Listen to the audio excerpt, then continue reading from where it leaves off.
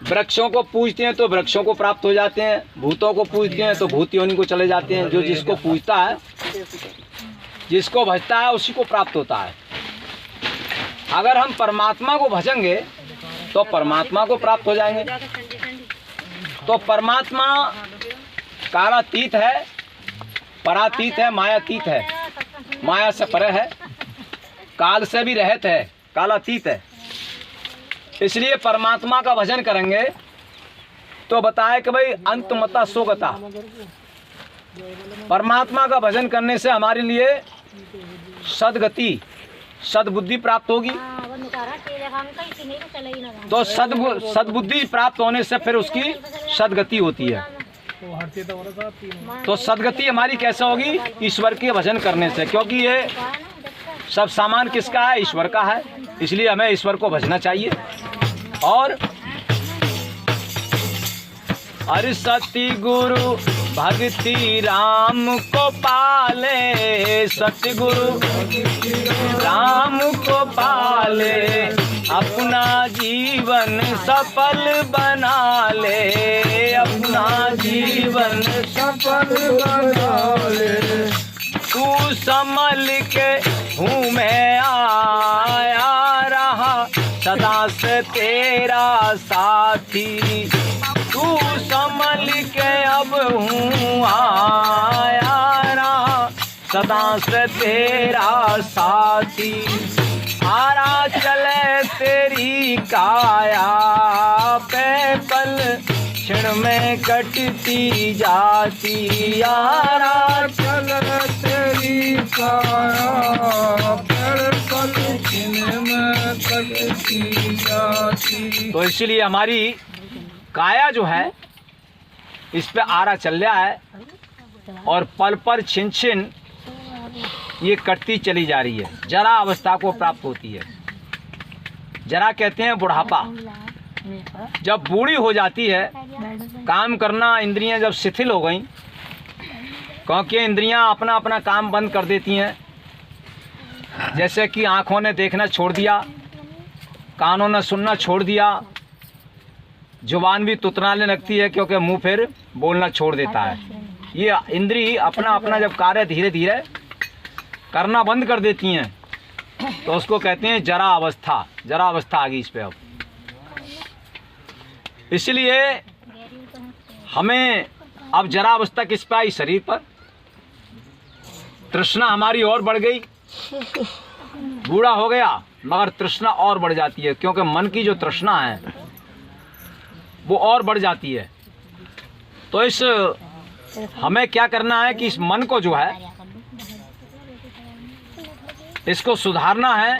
तो ये कैसे सुधरेगा? परमात्मा का भजन करें, सत्संग सुनें, संतों की सानिध्य में जाकर के ये हमारा मन सुधर जाता है, मन बदल जाता है।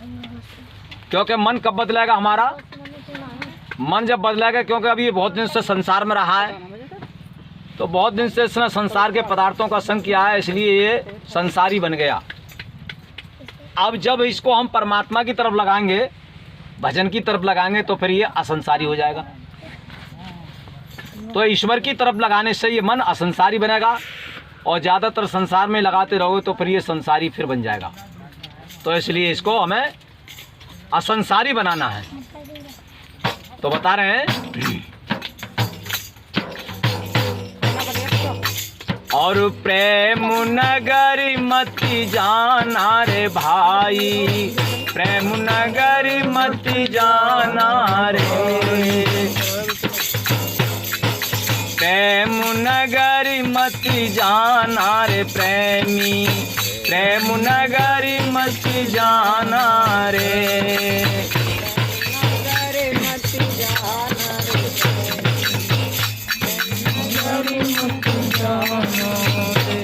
ओ प्रेम नगर की नदिया गहरी, प्रेम नगर की नदिया गहरी, लाखों लोग डुबाना रे प्रेमी, प्रेम नगर मति जाना रे, लाखों लोग डुबाना रे भाई, प्रेम नगरी मति जाना रे। प्रेम नगर की सुंदर परियां, प्रेम नगर की सुंदर परियां, प्रेम नगर की सुंदर परियां, प्रेम नगर की सुंदर परियां, लाखों लोग लुभाना रे भाई, प्रेम नगरी मति जाना रे। प्रेम नगरी मति जाना रे भाई, प्रेम नगरी मति जाना रे। तो प्रेम नगर में, प्रेम नगर ये संसार को, जैसे बहुत से प्यार में ही फंस जाते हैं और प्यार में ही रह करके वो अपने जीवन को बर्बाद कर लेते हैं। वो परमात्मा से ही प्रेम कभी नहीं कर पाते। जैसे कि हमारे माता पिता हैं, हमने दिन भर काम किया, खूब पैसा कमाया, कहीं घूमे, शाम को जब थोड़ी देर बैठ करके अपने माता पिता से बात कर लेते हैं तो उनके लिए भी संतुष्टि हो जाती है। और अगर हम केवल खाना दे दें, उनके लिए चारपाई दे दें और उनसे बोलचाल नहीं करें, बिल्कुल भी बात नहीं करें, तो वो खुश नहीं होंगे हमसे कभी भी। वो कहेंगे कि बताओ ये हमसे कभी बात नहीं करता, हमसे बोलता ही नहीं। तो ऐसे ही हम प्रेमियों परमात्मा का काम भी खूब करते हैं, मगर कभी उससे बात नहीं करते, कभी उसका ध्यान नहीं करते, आपस में बैठ करके उसका परामर्श नहीं करते। तो आप कहेंगे कि भाई उससे बात कैसे करें, उसका कोई रूप नहीं है, उसकी वाणी नहीं है और वो सुनेगा कैसा। तो देखिए रामायण में दिया है कि चले बिन पैर सुने बिन काना, बिना कानों की सुनता है। अगर हम उससे बात करते हैं तो ऐसा नहीं है कि वो हमारी बात को सुनेगा नहीं। चले बिन पैर सुने बिन काना, कर बिन कर्म करे बहु नाना। बिना पैरों के चलता है, बिना कानों के सुनता है और बिना हाथों के वो सारे संसार का काम कर रहा है। ये सारे हाथ उसी के हैं, क्योंकि बिना उसकी उपस्थिति के कोई भी हाथ काम नहीं करेगा, कोई इंद्री काम नहीं करेगी। जब तक वो हमारे शरीर में स्थित है, उपस्थित है, तब तक ये शरीर हमारा काम कर रहा है। जब निकल गया तो कहते नहीं अरे भैया पत्नी रो रही है, कहाँ चले गए राम मेरे, राम निकल गए। तो जब वो राम निकल जाता है तो फिर शरीर काम करना बंद कर देता है, फिर कुछ काम नहीं करता। तो जब तक वो है तब तक ये सब काम कर रहे हैं। तो हमें सारे कामों से फायरिंग होकर के और थोड़ी सी देर निकाल करके थोड़ा समय हमें उस परमात्मा से भी ध्यान लगाना चाहिए, उससे बात करनी चाहिए। जब विचार करोगे और बैठ करके एकांत में, फिर हमारे अंदर जो है मान लो कि विचार आते हैं नए से नए, तो फिर उस समय में हमारे लिए उससे बात करने का भी मौका मिलता है। आपको जब आप बैठते हो विचार कर, बुद्धि से मान लो विचार करते हो, विमर्श करते हो, तो बुद्धि के द्वारा भी आपको जवाब मिलता है।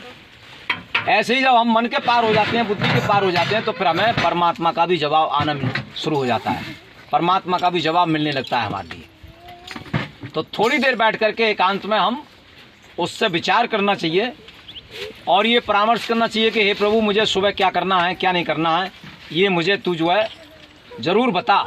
तो आपके लिए जवाब भी मिलेगा उससे। तो थोड़ी देर बैठ करके हम उससे बात भी करें, विचार भी करें। तो इसलिए संसार के मोह माया में ही, प्रेम में ही ना फंसे रहें, थोड़ा उस परमात्मा से भी जो है प्रेम भाव से बात करें। और नहीं तो बताया है